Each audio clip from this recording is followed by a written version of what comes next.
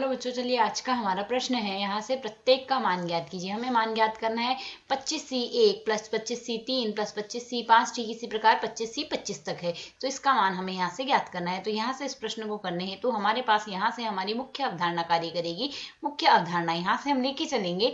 यदि हमारे पास 1 plus x की घात n का मान हम लिखें तो यह हमारे पास लिखा जाता है C0 प्लस C1 प्लस यह होता है हमारे पास C1 plus C2 x square plus C3 x की घात 3, ठीक इसी प्रकार Cn एक्स की घात n तक यह हमारे पास चलता जाता है। तो यदि हम यहाँ से इसे सरल करें तो इसे सरल करने के लिए यहाँ से हम देख सकते हैं, यदि हम x बराबर 1 रख देते हैं तो इस स्थिति में हमारे पास मान क्या आएगा, 1 प्लस 1 अर्थात 2 की घात n बराबर क्या लिखा जा सकता है, C0 प्लस C1 आएगा प्लस C2 आ जाएगा प्लस ठीक इसी प्रकार Cn तक चलता जाएगा।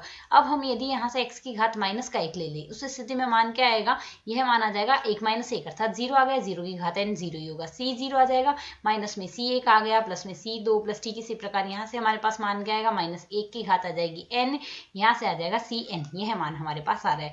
तो यदि अब हम यहाँ से देखें तो हम दोनों पदों को जोड़ दें, इसे हम समीकरण 1 नाम दे देते हैं, इसे हम समीकरण 2 नाम दे देते हैं। तो यहाँ से यदि हम देखें हमें विषम संख्या चाहिए, तो विषम संख्या चाहिए तो समीकरण 1 में से यदि समीकरण 2 घटा दी तो मान हमारे पास क्या आ गया, 2 की घात n, C0 से C0 कट जाएगा, यहाँ से 2 भैनिस ले लेंगे, C1 आ गया प्लस इसके अगला पद C3 आएगा, ठीक इसी प्रकार हम चलते जाएंगे, यह पद आते जाएंगे। अब यदि हम यहाँ से देखें हमारे पास n का मान प्रश्न के अनुसार दिया क्या गया 25, तो प्रश्न के अनुसार यदि n बराबर 25 दिया गया तो हम भी यहाँ से n बराबर यदि 25 ले लेते हैं तो इस स्थिति में हमारे पास मान क्या आ जाएगा, 2 की घात n तो है ही अर्थात 2 की घात 25 हो जाएगा, बट्टे में हमारे पास जो 2 है वह वज्र गुणा कर देते हैं तो बट्टे में 2 आ जाएगा, बराबर हमारे पास क्या आ गया, यह आ जाएगा 25C1 प्लस 25C3 आ गया प्लस 25C5 आ गया, ठीक इसी प्रकार यही मान चलेगा। इसे हम सरल करके यहाँ से क्या लिख सकते हैं, 25C1 प्लस 25C3 प्लस इसी प्रकार इसका मान ज्ञात करना है जो कि बराबर आ जाएगा हमारे पास 2 की घात 25 माइनस 1 अर्थात 2 की घात 24 के। यही हमें यहाँ से ज्ञात करना था कि क्या मान आता है। आशा है समझ आया। धन्यवाद।